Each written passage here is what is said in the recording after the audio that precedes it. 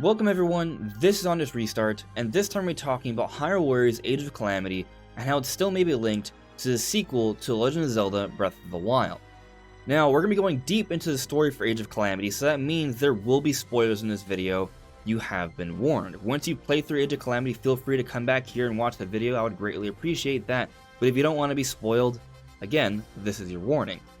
In the weeks leading up to the release for Age of Calamity, we had a whole bunch of videos talking about what might be linking Age of Calamity to Breath of the Wild 2. Breath of the Wild 2 is likely coming out next year, Zelda's 35th anniversary is next year, there's probably a lot of big plans with that, and Age of Calamity is like the Zelda fix for this year, and Nintendo likely will use that as marketing and perhaps somehow in some way have that lead into Zelda 35th anniversary celebrations this February, and then eventually Breath of the Wild 2. So considering that, there perhaps is somewhat of a likelihood that there could be some sort of tease in Age of Calamity. That was a speculation at least. And playing through the game, I'll just say that I don't think there's anything there that is specifically saying, hey, look, get really excited for Breath of the Wild 2, but the simple act of talking about Breath of the Wild lore, having these cutscenes with the Breath of the Wild characters, I think that alone hypes up fans and gets us excited. But playing through the game, I do think there are some things that potentially could be linking the two different games. Potentially. So that's what we're going to be talking about today. There's a few different elements that I think might be connecting the two games, but we won't really know until we get to play Breath of the Wild 2. So that's what we're going to be talking about today. Now before we jump into things, let me quickly talk about my social media. There's a Twitter page, a Discord community, a Patron page, and a Twitch channel. If you are interested in any of that, check it all out. It's linked in the description below. And of course, if you like what you're seeing here, subscribe. Before I continue with talking about the different potential teases or links to Breath of the Wild 2 from Age of Calamity, I first think we need to talk about how Age of Calamity is canon and is relevant to the overall story for Breath of the Wild. So firstly, let me just say that yes, this takes place in a different timeline. That much is very clear. But at the same time, this story isn't contradictory to Breath of the Wild. It doesn't overwrite what happened. It's not some sort of retcon. It's still entirely consistent with the overall story for Breath of the Wild. It's simply a different timeline. Time travel is not new to the Zelda series. We've seen it all throughout the Zelda series. At the beginning of Age of Calamity, they set that precedent that there is time travel, and it all sort of connects by the time you play through the entire game.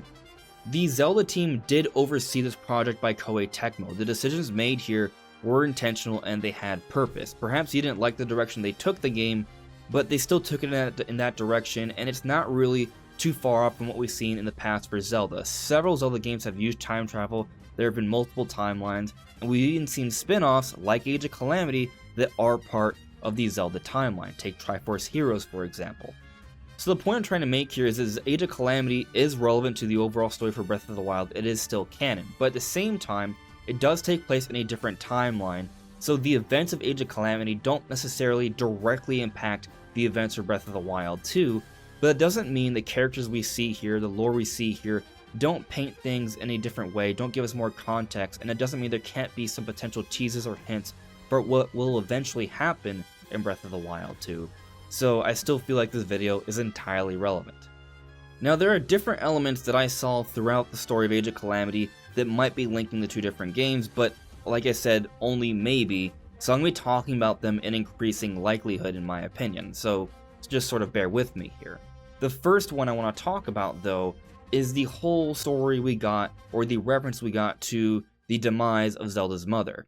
So we actually see mention of Zelda's mother in the story for Age of Calamity. Basically, towards the end of the game, when we get to see a flashback of Zelda as a child working on Terraco, the mini guardian, putting it together, she shows off the mini guardian, Terraco, to her mother when she gets it to work, and it's demonstrated that she has a strong attachment to Terraco, and it seems to be somehow connected to Zelda's relationship with her mother.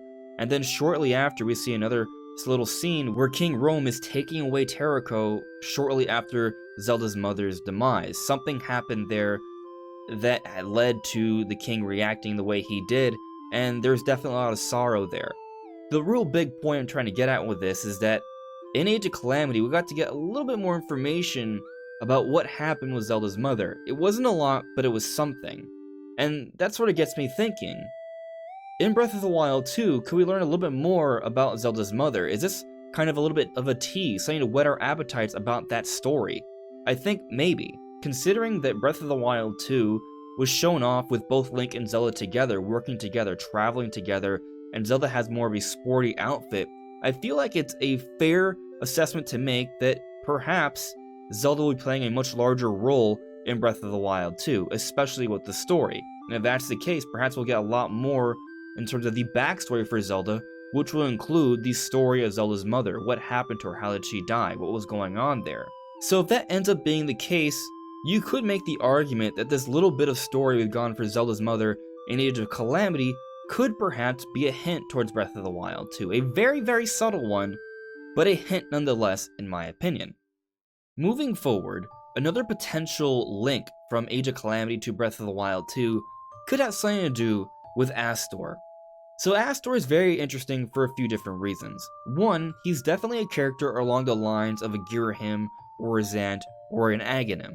Basically, he's this antagonistic-like character that you have to deal with throughout the course of the game, but he's working towards a goal that is for the benefit of the Demon King, be it Ganondorf, Ganon, or Demise. In this case, Astor is working towards a goal that is beneficial for Calamity Ganon. And similar to the predecessors for Astor, there is some level of betrayal towards the end of his story. Calamity Ganon consumes him and uses his body as a base to form something that is more of a humanoid form, and also combines with the Harbinger Ganon to form something that is far closer to what looks like the Demon King Ganondorf. In Breath of the Wild, the final boss, or the second to final boss, the thing that came out of that cocoon, did not look like a final form of Ganon or Ganondorf. It was using different Guardian parts. It looked like some sort of abomination that was trying to form some sort of actual humanoid form close to what Ganondorf was at one point, but it didn't come close. In Age of Calamity, they come a lot closer, and I wonder if this form that is closer to more of a humanoid Ganondorf kind of form could perhaps be some sort of hint or suggestion to what may be coming in the future with Breath of the Wild 2. In the trailer for Breath of the Wild 2, we do see that corpse under Hyrule Castle, and that corpse is pretty much indisputably Ganondorf. It has the golden gem, the scar on its chest from Twilight Princess, the red hair, the Gerudo garbs. This is Ganondorf, and not a reincarnation of Ganondorf, but the same Ganondorf we've seen in Ocarina of Time, Twilight Princess, and the Wind Waker. The Ganondorf that has been able to last for generations. His corpse is under Hyrule Castle in Breath of the Wild. I do think it's possible that there could be another character like Astor in Breath of the Wild 2. They'll be trying to support the full-on resurrection of Ganondorf. That may be happening, but at the very least what I think is fairly likely to say is that this final boss we've seen in Age of Calamity, what Astor and the Harbinger Ganon lead up to, is perhaps at least sort of teasing the potential for an actual resurrected Ganondorf in Breath of the Wild 2, and that's very exciting. At this point, I feel like we've only talked about things that will be very subtle teases towards Breath of the Wild 2. Potentially learning more about the story for Zelda's mother, and the idea of a more complete form of Ganondorf. Those are exciting things, but what we've seen with Age of Calamity at best are very subtle teases, at best.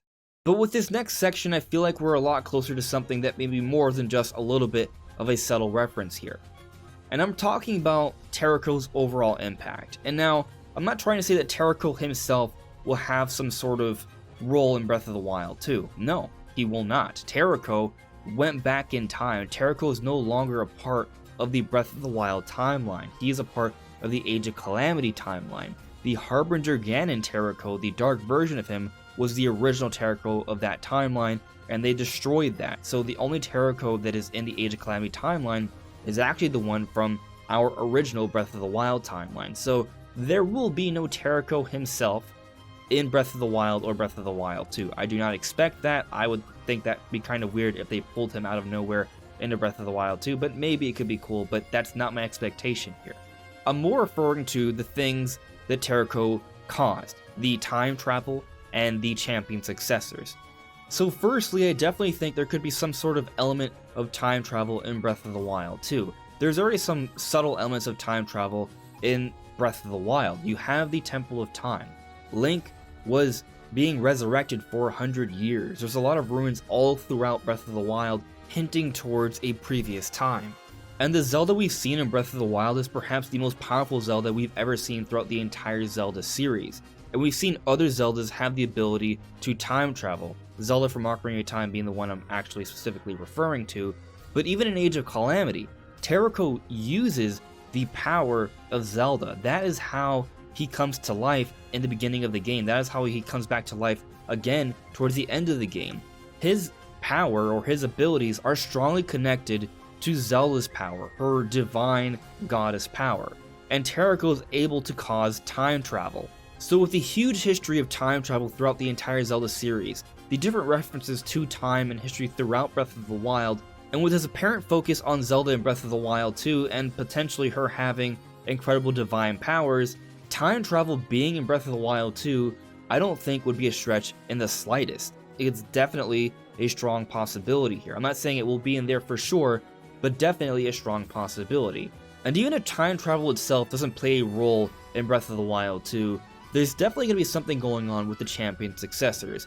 As we discussed earlier in the video, the champion successors in Age of Calamity show that they have already gone through adventures with Link. These champion successors we see in Age of Calamity are a little bit more mature. They seem to be a little bit stronger. They seem to have been training and they're more adept at battle.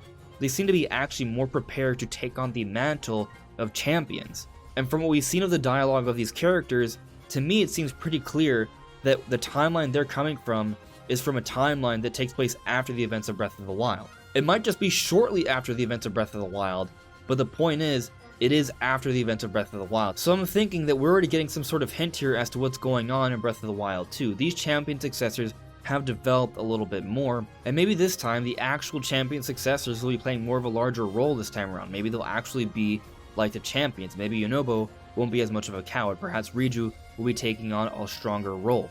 These things are possibilities in Breath of the Wild 2. Now, we may not see a specific reference to Age of Calamity in Breath of the Wild 2, but if they did, I would love that. Now, I'm not expecting anything specific here, but at the very least, maybe these 4 different new champions have some sort of time travel training event where they have to go to a different realm to train and become more of the champions they need to be. And this event is actually these 4 champions going back in time and helping to save the events of Age of Calamity, and then they come back and they are more complete versions of themselves. They are more ready to be the next champions. That's something they can maybe do, something along those lines.